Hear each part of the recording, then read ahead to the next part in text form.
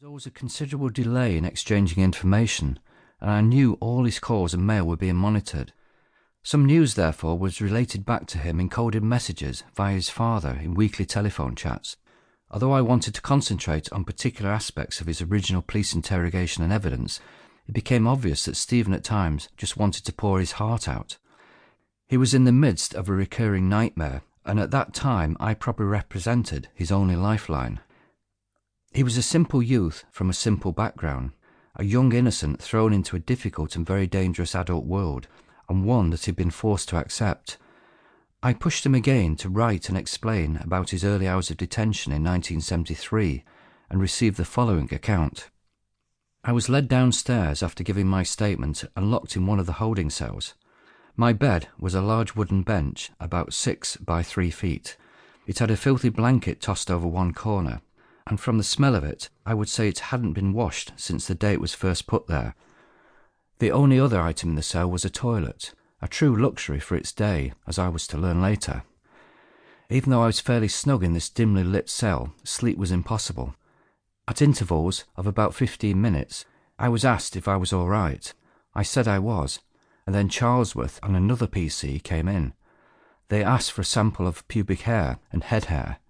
They told me they were being taken for forensic analysis. Soon after this, I was taken back upstairs to the same interview room.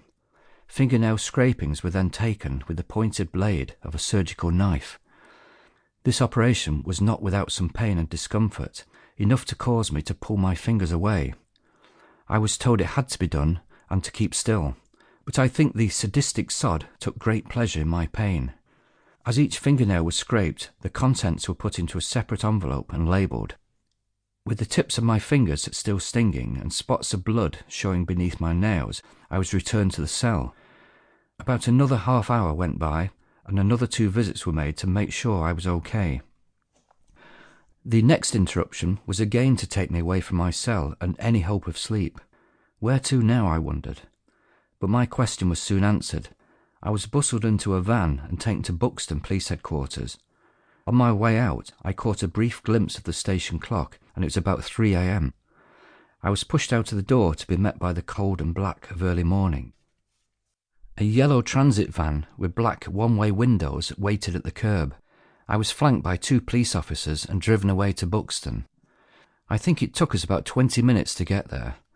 The Buxton Police Centre was brightly lit and seemed a hive of activity. I was beyond sleep now, as I was taken to the counter and fingerprinted. A small sink was mounted on the wall to the side, and I was told I could wash the ink off in that. After several attempts I gave up.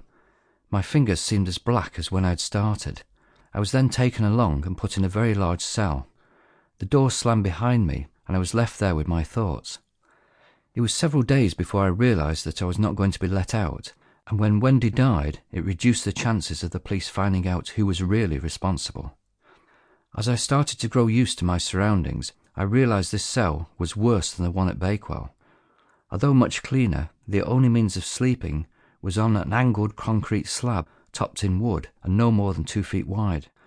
My dress boots were taken from me, and I was asked if I had a tie or a belt. I hadn't either. I was then given a rub-down search. About 10 minutes later, I was disturbed again and was given a full examination by a doctor. Then I was left alone for a few minutes before some blankets were thrown at me, with apologies they didn't have any pillows. The cell was freezing cold, and I couldn't see any heating pipes or radiators. It must have been hell in winter if it was this cold in September. I counted 7 blankets and folded 2 up as a makeshift mattress to help take some of the hardness out of the wooden bench.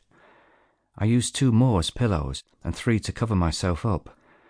I don't know how long I lay there before I fell asleep, but it wasn't long.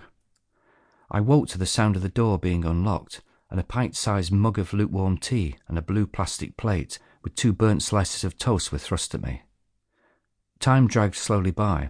The door finally opened, and I asked if I could use the toilet. They showed me where it was.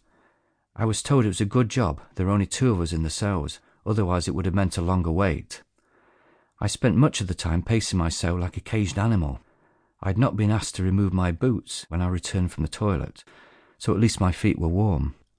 I wrapped a blanket round my shoulders like a Mexican poncho to keep my circulation going.